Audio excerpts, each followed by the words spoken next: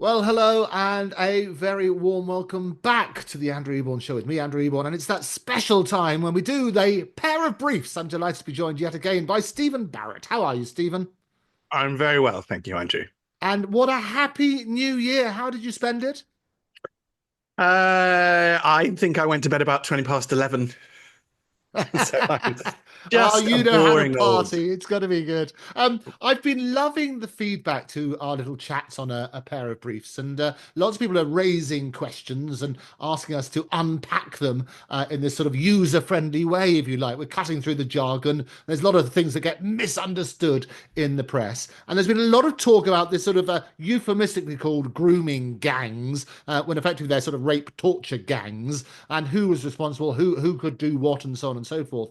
And I thought we should unpack the difference between civil liability and criminal liability. Talk us through that. So yes, I mean that first point is one I'm now very much persuaded on, and largely because of my readers. I used rape gang and grooming gang without much thought, and got quite a lot of pushback when I used grooming gang. And I now understand why people feel that that is somehow downplaying the situation. So I just use rape gang now, and I note that that's what the Americans have started using, which is much more useful. If we all, it's actually with language, it is much more helpful if we all just use the same words. And quite a lot of the bad people in our society will deliberately change words just to sort of throw you off, to make you feel slightly uncomfortable. You know, you were comfortable with this phrase. Now the phrase is slightly changed. Does it mean the same thing? Do I still feel? And and And it's and really, words are so important, aren't they? And it's a euphemism to say it's grooming, as opposed to you're hearing these horrendous reports that are coming out and the court transcripts which come out when we see the sentences and so on and so forth. I mean, they are absolutely horrendous, these crimes, and they should be called out accordingly. yes, and they are racially motivated. It's very, very clear from the evidence that we have that they were deliberately targeting people, these girls, based on race. They'd also targeted Sikh girls, which is a part of the story that still, I think, hasn't yet had its time. I think that will come. And in the coming weeks and months, I think we will return to that idea that they are specifically targeting groups and ethnicities and ethnos based upon, you know, the idea that they are weaker and that they are lesser, which is deeply racist thought. And we're clearly going to have to need to grow up and deal with all of this as a country. I don't think, thankfully, because of the intervention of Elon, I don't think it can be ignored anymore. I mean, as we talk, there's a vote on the House of Commons about the inquiry, which we're told Starmer has whipped against, which is just monstrous because he's got his pet political pundits. Pippa Carrera is out tweeting as we speak, trying to desperately rewrite his history to make him the hero of the piece. Well, if he's the hero of the piece, then let's have the inquiry into it, and he can damn well Absolutely. look And heroic. I always say that sunlight is the best disinfectant, and why anybody would ever say, well, don't ask those questions to see who knew what, when, why, and make sure it never happens again. Their argument is, and we always like to be fair and balanced so we can unpack it properly, their answer is that people don't want any more inquiries, they want action. What's your answer to that? Well, that would be great too. And Ben Habib has called for a task force, and I think that would be a great idea. Let's do both. There's a idea that you can only do one thing. That government can just we only have one lever. We can't Yeah. do two things at once. It's No, too complicated. I'm totally with you on that. I've yet to hear any convincing argument as to why you can't do both. Get on with sorting out the problem now. Work out though who knew what, why, and when. Because otherwise, if you keep people in the dark, they're only going to rise and so on and so forth. And as you know, Errol Musk is a regular on the Andrew Eborn show, and I was talking to him about this, and he said, "Look, this is absolutely horrendous." And well done for Elon for shining a spotlight because often it's the media that drive the narrative and this sort of stuff and say, look, let's focus in the same ways we had with the post office scandal, same ways we had with the infected blood, and so on and so forth. But this is a stain, a moral stain on Britain, and we need to deal with it. Yes, we do. And you asked me the difference between civil and criminal liabilities, and let's go there. So most people, if they remember the O.J. Simpson trial, will remember that he was found not guilty in a criminal trial, because that's held to a higher standard of evidence and proof. But then there was a second hearing in the civil courts where he was found to have carried out the acts, and therefore he had to pay compensation. And that's really the big difference between the two. When you hear the line civil or the line criminal courts send you to prison, civil courts give you a bill. And that's a different type of liability. It's one that the government doesn't specifically control, but that doesn't mean the government can't do more to help. So I strongly suspect that many of the victims of the rape gangs will have some type of civil claim against somebody. A lot of them were in care. There's one story about a girl who was raped, who was then married to her rapist, and the social worker put her fostered her to his parents. Right. I mean, obviously, it's not for me to comment on a specific case, but that looks like something that could be investigated. It looks to me that the social workers owed what we call a duty of care to that person. There will be other cases where they're in the care system, so the care home and the care workers will owe duties of care to these people, and therefore they might be able to seek compensation. And that's through the civil courts because that duty of care has not been met. This is a tort, and it's what we call negligence. And it's right that all of the instances of negligence should be investigated in this matter. If I were in charge of the task force, what I'd do is I'd get a big law firm, probably somebody like Irwin Mitchell, who are absolute specialists in this. I'd go and chat to them and I'd say, please do no win, no fee for all these people. And I will send you all of these people. And the task force would send them everybody and they would review and process whether they had potentials for claims. And those who had potential for claims would move forward and hopefully would get compensation. And that is, I think, part of the civil justice system, which simply isn't being used at all. And I strongly suspect because if you grow up in care or you grow up abused in Oldham, let's say, then your first thought is not to go and talk to lawyers. And you probably worry about lawyers. And you probably worry that lawyers cost an awful lot of money because often we do. But remember, I talked about that thing, no win, no fee.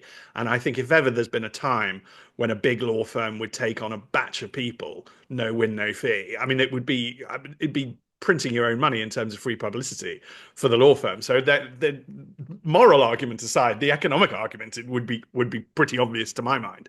Yeah. And if any survivor is listening to this, then please gather together, form groups, and then go and talk to the to. Well, to and that's something which we can help with. I mean, we obviously know a number of firms. You mentioned Owen Mitchell. There are lots of great firms, and I think those who are willing to do that would be absolutely right. Talk very briefly though, because there is that difference, obviously, between the criminal side and you talk about O.J. Simpson and the civil side, and the principal difference being the burden of proof, if you like. It's got to be beyond reasonable doubt, effectively, for the criminal cases, and on the balance of probabilities on civil cases. So a lower standard of proof. There is, however, a time limit. Talk to me about the time limit for civil cases. So the basic time limit is 6 years, and that's a hurdle to anybody who had these things happen to them more than 6 years ago. I mean, again, if the government were competent and if I were in charge of the task force, I would pass a law changing that time limit for these cases because you can do that and there's no reason not to. And it may well be that if somebody were to ask the courts to extend the time limit, then the courts would come up with some brilliant reason to do so. But the far better one would be for government to take action and actually defend and protect the interests of these young people whose lives have no doubt been blighted by this terrible abuse. Yeah, But and yes, it's also important to, and it's just in the same way as with personal injury cases and so on and so forth. So it's from that the time runs effectively from when you discover, isn't it? Talk to me a bit more about that, about when the time actually starts. yeah, so it's 6 years from the date of it happening. But then one of the ways of extending it is that if it was hidden from you, then you can, from the date that you discover that you could actually do something, then there's a separate 3 year limit that starts running. And anybody in this situation needs to get professional advice, and it will depend very much on the specifics of their case. So we're not going to be able to advise them properly. But yeah, if they're conscious of these time limits, as I say, there might be ways around it, and you should always have a bit of a look at this. I just think the government should take blanket action. The Yeah. other thing that they can do is they can campaign for the government to set up a compensation scheme. So, with the infected blood scandal, that is finally coming to a compensation scheme. Although, I mean, that's just a debacle. It's an absolute joke. I mean, the post office scandal hasn't paid out half as much as it's supposed to. I mean, these government-run schemes are not run well, but that's not a reason to not try. There was this awful argument by this odious Nazir Afzal, who was a prosecutor in the north. So I think he's probably got skin in the game if we were to investigate this. But he again paints himself as the hero of the story, just to give his side of it. But there was this odious tweet he put out saying basically, inquiries never work, so why bother trying? And it's like, well, that's just awful. I mean, for a start, the lives of these human beings matters. They are beautiful, human souls.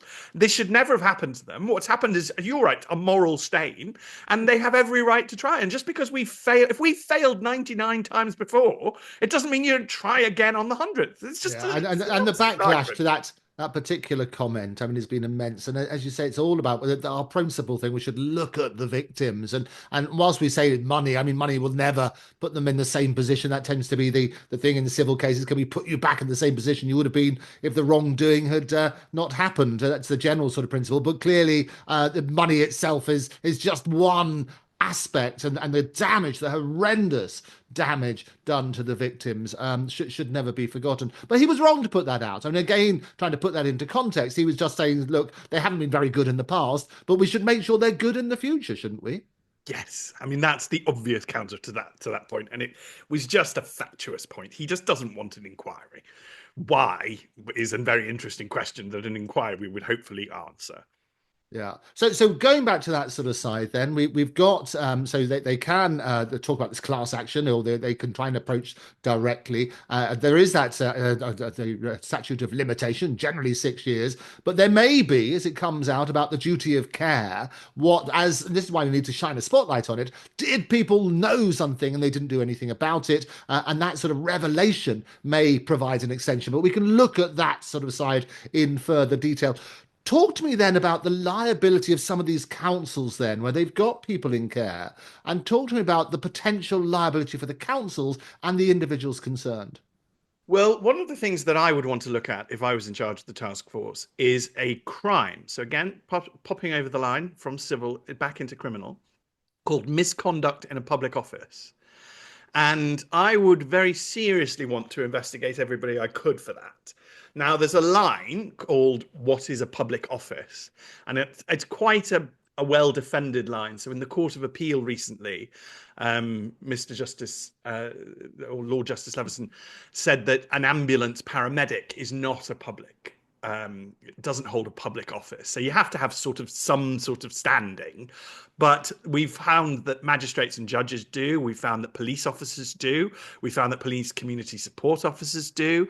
Immigration officers, elected officials, MPs, councillors, civil servants, prison staff, army officers, bishops, and volunteers of the Independent Monitoring Board. So, there's a load of people who could potentially be investigated for misconduct in their public office. And I would want that. I mean, again, I can't say anybody's guilty. That would be ridiculous, even if I even tried. So I'm not saying that anybody's guilty. But I would want those investigated.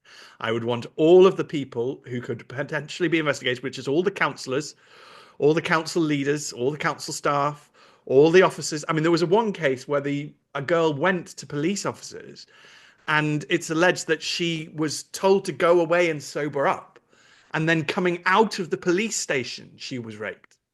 I mean, that's just horrendous. So I want all those officers, investigated. I want every single one of them, to be up.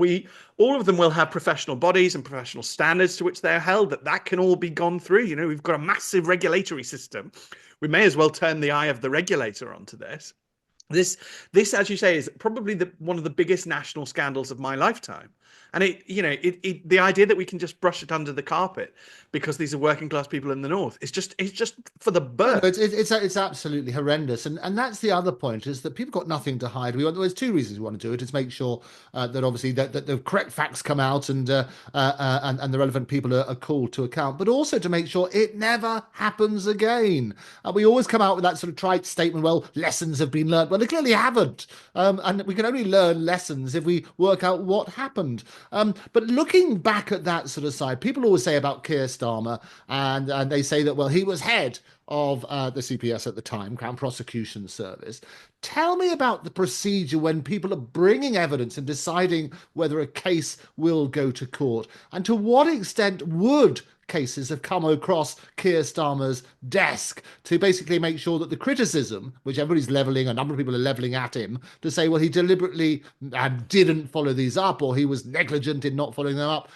Is that a fair criticism? And let's look at the procedure that goes on within the CPS and what extent he may have had knowledge or not. Well, it's his job. So he was head of the CPS for the relevant period of time. And I have tended to get piled on by he has a fan base of lawyers who adore him. And they tend to cause a massive fuss if I, dare to suggest that he wasn't the greatest DPP that the world has ever known. Because as far as they're concerned, the sun shines out of his every fundament. But in all reality, this was his job. I got a massive pile on over the post office scandal, where I pointed out that the CPS brought prosecutions of sub postmasters, which is true. And we've just passed a pardon law for those sub postmasters, and we had to put in a section of it those who were prosecuted by the post office and those who were prosecuted by the CPS. We had to put that in to get them off. But nonetheless, a number of fanatical pro-Starmer lawyers sort of desperately piled on me to pretend that he wasn't involved in any way. And the CPS wasn't. It's just nonsense. It's just absolute tosh. And the fact is, we don't know the intricate day in, day out stuff about the CPS. I've never worked for them. So it's a perfectly legitimate criticism to say, well, Barrett doesn't specifically know that he definitely was, but he was in charge. And during the cake gate, he did keep saying that Boris was in charge and responsible for all the civil servants and everything that every civil servant was doing. There are hundreds of thousands of civil servants, and Boris is presumably liable for all of them. Well, mate, if Boris is liable for all the civil servants, you're liable for the CPS. It's got to be right, doesn't it? And as I say, our mistress here is that we don't come with any political agenda. We try to make sure that everybody's side is represented, and because that's only fair. And you turn on that sort of basis, but it has to be right, doesn't it? To say, look, this is the procedure. This is normally what happens. Whose decision was it not to follow it through? And if the general public have that information, then it gives Sir Keir a chance to sort of respond, because he's come out against Elon and saying it's all about misrepresentation and lies. Well, what is the correct representation? What is the truth? That is our only mistress. Is that a fair summary? I think that's very fair. And I worry that we're becoming an increasingly infantilized country. We're increasingly treated like children. And you're right, he has made this blanket statement that Elon is spreading misinformation without bothering to tell us what the actual information is. So he's just saying, I know what the information is, but you little people, you just don't worry your little heads. Well, this is not sustainable. I mean, we paid him a vast amount of money to run the CPS. We then gave him his own special pension. He's got his own pension by Act of Parliament, which is pretty generous by any regard. And we gave him a knighthood. So he's had quite a lot of trappings for this task. And then to simply turn around and say, well, I didn't really do it. And there are too many questions now. When it started, I don't know if you remember that there was a massive backlash against Boris, who suggested that Keir Starmer hadn't been terribly good about Jimmy Savile. And it should have been a warning flag, actually. And in future, maybe we should take these as warning flags. The more they scream, the more they may well have something to hide. Because there was a huge backlash against that. The suggestion that Boris was somehow deeply immoral for suggesting that he hadn't done his job terribly well, which, I mean, it doesn't even make any sense with hindsight. But at the time, it seemed to have some sort of cogent basis to it. But every time there's been a scandal involving the CPS, it's always the same defense. It didn't cross my desk. It wasn't near me. I didn't do it. It's like, well, then what were you bloody well doing? We do this and when we grow up as a society, we go back and we will return to questions like this. We will have the confidence to say to people, well, look, I'm paying you a vast amount of money. What are you doing? You're my employee. Justify your time. And I think they want us to act like children because children don't ask questions and aren't a pain. And, but I'm afraid in a grown up democracy, we all have to be pains in the proverbial. Oh, absolutely. I mean, we will continue holding people's feet to the fire. But let's assume for a moment, and I say you need evidence and so on and so forth, we need to get to the facts. But let's assume that he didn't do his job properly. We've been talking about liability. What potential liability could Sir Keir Starmer have?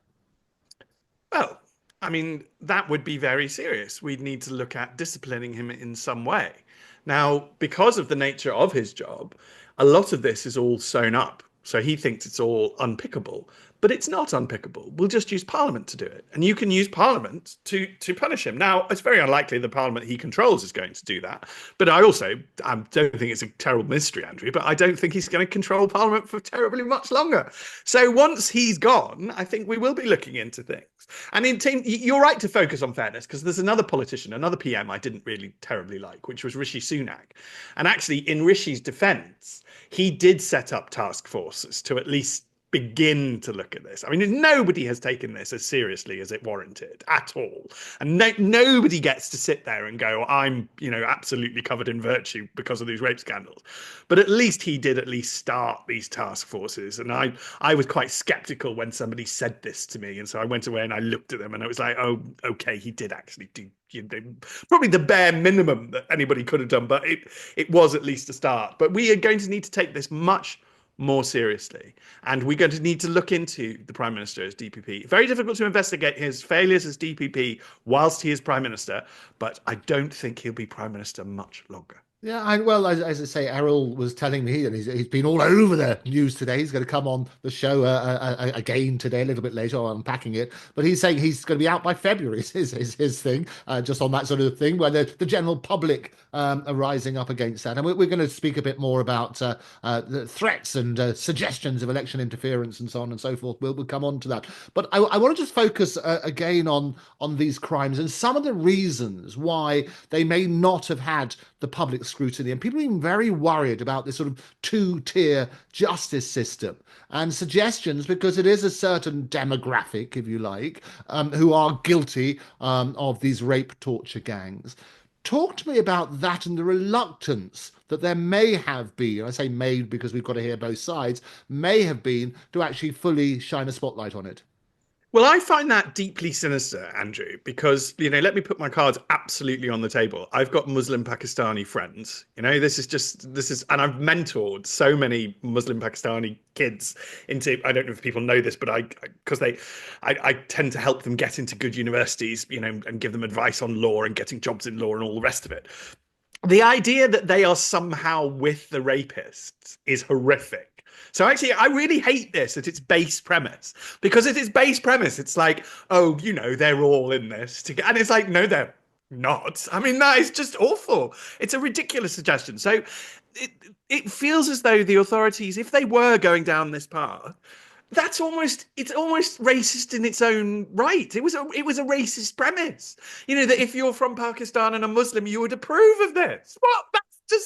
That's a horrendous thing to suggest. Obviously, all of my friends are deeply horrified by this. And there's a guy who was our local mayor who fusses over my child, and he saves pictures of videos of his cat for when we bump into each other, so that he can show the videos of his cat being funny. I mean, he's a lovely, lovely man, and the idea that he's somehow with these awful human beings, I just think it's absolutely ridiculous. And I wish there was more visibility. I strongly suspect they are deliberately not giving visibility to the members of the Muslim Pakistani community who are horrified by this. Because I think if the mainstream media wanted to, they could go and find a huge bunch of Pakistani Muslims who would say, this is outrageous, this is disgusting, we're really horrendous. And that's always been my point when discussing it on more platforms than Paddington, whenever I sort of turn around and say, look, just because there's certain people who fit a certain demographic doesn't mean everybody in that demographic is part of them. But what I would suggest, and I'd be interested in your views on this, is that the leaders, the prominent figures within the Muslim Pakistani community should be the first to come out and condemn it. They should. I do wonder if they've been given the option. I'm not entirely sure whether that is what the mainstream media is going around doing. I haven't seen a lot of them vox popped. I haven't seen a lot of it done. As a community, they tend to, I mean, let's just be absolutely honest, they don't always have the best English, and there isn't always the most sort of savvy approach. So query question whether they're able to, but I think ultimately they should be reached out to, because the general public need to see that normal, ordinary, decent, hardworking British Pakistani Muslims are not on the side of these evil. This is a tiny group of genuinely evil people If they do come from one community more than another, then that needs to be found out why. So that's we can't turn our back on this. I'm not hiding it. But the idea that therefore everybody connected with the community backs this is just equally horrendous. It's as bad. It's as yeah, it's just bad. No, no, Um, you're absolutely right. And again, I think that that should happen. But I would recommend, and we've seen lots of these atrocities with people driving cars into Christmas markets and so on and so forth. The first people who should come out and condemn it are people from that particular community or demographic, because that way the public won't just label everybody with the same terrible the label on that sort of premise. But the other thing we have to avoid, Stephen, as well, isn't it? That anybody who raises this as an issue, you're always called a racist or an anti-Semite or whatever it is to turn around on that space. We've got to get rid of the labels, don't we? it's not been helpful in this case, and this fear of community cohesion has not benefited us at all. It's again, I see it as twisted in its own on its own rational basis because we're one community, we're Britain. And the community is harmed by this because this is, as you put it, a deep moral stain. And I am equally harmed as a British person by the mass gang rape of little white girls as I am by the mass gang rape of little Sikh girls. This doesn't one of them doesn't harm me more than the other one. They're both horrendous. And we must get to the bottom of what has gone on. We must treat us all as one community. Stop all this nonsense. I mean, which bloody community am I in anyway? I know I can't keep track. I'm in the bisexual community, Andrew. I'll stay there, shall I? Because it seems to only be me. So just be me. I'll be all on my own in a nice little community. It's one of the few openly bisexual males in the country. But this nonsense about communities is nonsense. We are Britain. We are one community, and we need to come together. And when crimes happen, and actually, Andrew, this is a point I've been wanting to make for a very long time, is that over the last 20 years, we've increasingly talked about the victims of crime. And that's just the wrong way to see it. You know, and I know that every single criminal case is the king against. It used to be the queen against, but now it's the king against. The king against this individual. And it's what the king and queen are doing when they're named in that way is they're saying, this is against all of us. You hurt all of us by doing this. It's not the victim versus the perpetrator. It's the king against the perpetrator, because when you commit a crime, yes, there is a victim, of course there is, and often maybe there isn't always, but often there's a victim. But the real, harm, societal harm, is to all of us collectively. Every time there is a murder, we are all harmed. Every time there's a stabbing, it's not just the guy who gets stabbed who's harmed. It's societal cohesion. It's the sense of safety and security in the realm. And the king and queen do it because it's their peace. This is the idea that we all live under the grace of their peace, the king's peace, and that a perpetrator has harmed the king's peace. And we need to go back to this thinking. Stop thinking about victims. Go right back to thinking that we're all in this together. So when little white girls are gang raped, we are all collectively outraged and harmed, and society is hurt. When little Sikh girls are gang raped, I don't go, well, I'm not a Sikh, therefore it doesn't matter to me. No, no, no. We are all harmed. We are all in this together. And I'd like to see much more of that and return to that. And I've not seen, to be honest, a politician of any persuasion who's talked in that type of language. But just to be very honest, that would stir my soul. I'd like to see the return to that, so that Yeah, we stop and you're being absolutely right. practiced. And I always make the point that justice is blind. And we're working on that sort of principle. You're turning around and saying it's irrelevant. And as you say, it's a crime against all of us. And we need to bring back society where we call it out. Because people always say, well, whose fault is it? Well, it's partly, unless people are calling it out themselves. And this is why they're introducing this new law about the obligations on people. Talk to me very briefly. I know it's in its initial stages, but talk to me very briefly about this new law imposing obligations on people to call things out. I think it will end very badly. And I worry that what we're at the moment is a stage of real rule breakdown. So uh, one of the ways that you tell this is that odd things start to happen. I don't know if you remember a few months ago, perhaps a year ago, an inmate refused to come up from the cells and appear in the dock. And you got very allegedly learned lefty lawyers who went on the media and said, well, the judge has no power to do this. And it's just, I was sat there screaming at the television and screaming at the radio. Of course, the judge has the power to order the defendants into the dock. What they meant is that there's no specific rule saying judges shall have the power to. But that's not how our legal system works. You don't need everything spelt out. And what they're trying to do is to find specific, to make everything a specific crime. In which case, Andrew, what you'll end up with is a massive pile of rules that nobody knows. And what we need is to have far fewer rules that everybody knows. Society will be much better off if you had 10 rules everybody knew than if you have 1,000 rules nobody knows. Oh, It's just absolutely. And again, it's a point we often make. And it's not just knowing the rules, it's also making sure that they are enforced, isn't it? Yes, it is, but you can only enforce them if you know them. Yeah. And that's again is the point. So I'll tell you one of the more interesting ones that keeps cropping up with me is that the police have the power to arrest people who block the highway. But if you try and complain to them, so you find a car parked on, because people are, ever since the pandemic, I think the general behavior of people has gone downhill. And I think we should have a talk about this and everybody should maybe try and behave a little bit better. I mean, right from people playing videos on trains and, just basic manners seems to have gone out the window. But one of the more obnoxious things around here, at least, is that people will park fully on the pavement, particularly if there's double yellow lines, because they wrongly believe that means that that they're not liable for parking on double yellow lines, which is not true, by the way, Andrew. That is not true. But again, somebody was talking about how we need a specific law against that. And it's like, oh, Barrett just bangs his head on his desk again. But anyway, the police have the power to move that vehicle because it's a crime to block the highway. But you try and tell the police this, and the first thing they'll do is say, no, you have to talk to the council. It's a civil matter. Remember, we talked about civil and criminal, and they just don't know what their own powers are half the time. I mean, genuinely, half the problems with enforcement are that the College of Policing is signed up to this ideology of identity politics and maintaining community cohesion, which doesn't stand up to any intellectual scrutiny. But surprise, surprise, Andrew, the College of Policing is not staffed by the most intellectual people on the planet. It was never going to be. But the other one is that people just often don't know that they've got powers. And it's really quite frustrating to be a lawyer in that scenario because they'll just straightforward to your face go, we can't do it. And it's just like, yes, you can. I remember my cat was dying and I got into a spat with a vet about GDPR. And because my cat was dying, I really lost my temper. And thankfully, the vet did back down. But what was most telling when I lost my temper was that it wasn't the threat that I was a barrister. It wasn't the threat of any other job title I had. The threat that actually got the vet, the receptionist, to back down and talk to the vet was journalist. And it was absolutely remarkable to me. It's because you sort of accrue all these titles throughout life. And I worked terribly hard to become a barrister.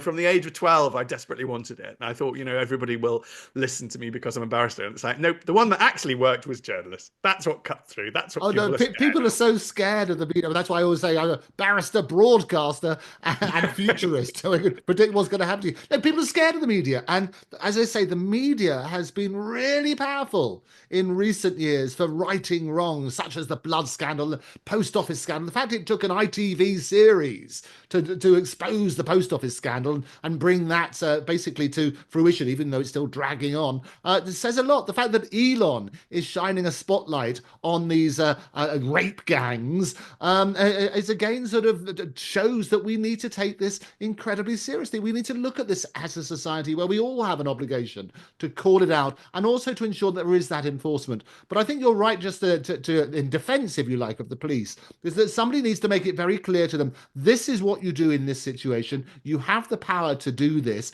You should do it, and justice is blind. Yes. And part of the problem with that is the introduction of things like police and crime commissioners, which I am universally opposed to. So it doesn't matter whether the police and crime commissioner is a Conservative or a Labour or Lib Dem or whatever. I think they're all just a bad idea. Why on earth have we got this sort of shadowy layer of politician involved in policing? I mean, I just don't like this at all. The Home Secretary, they should all the police chiefs should answer directly to the Home Secretary, because the Home Secretary is somebody that through the press we can get sacked if need be. So if we end up with a really awful Home Secretary, I mean, I'm not saying the current one's good, but if we ended up with an awful Home Secretary, then we'd get them sacked through the press. That's our constitutional mechanism for doing it. And instead, that sort of accountability, if you like, has been fractured and put in all sorts of different places, largely hidden because most people don't know who their police and crime commissioner is for a start. So the first fault of police and crime commissioners is that most people don't actually know who the hell they are, and that's constitutionally a problem. Secondly, how on earth do you hold a police and crime commissioner accountable? You know, the local press might care about the story for a couple of days.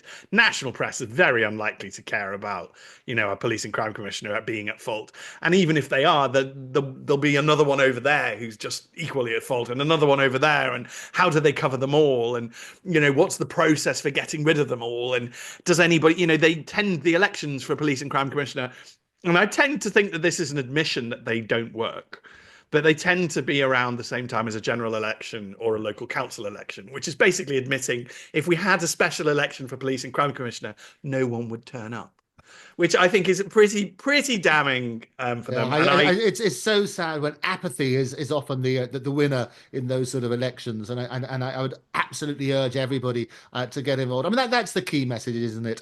Look. It's been a pleasure, as always, unpacking this. We will be back with a pair of briefs. And if there's any particular issue you'd like us to discuss here, do get in touch at Andrew Eborn, at Octopus TV, and I'll pass it on to Stephen as well. Do subscribe to his Substack, and I've got one as well, and subscribe to this YouTube. It's very easy, and some of it's free, and you can get added benefits as well if you become a member and get your subscription. So do check into that. But for now, Stephen, thank you very much for joining me.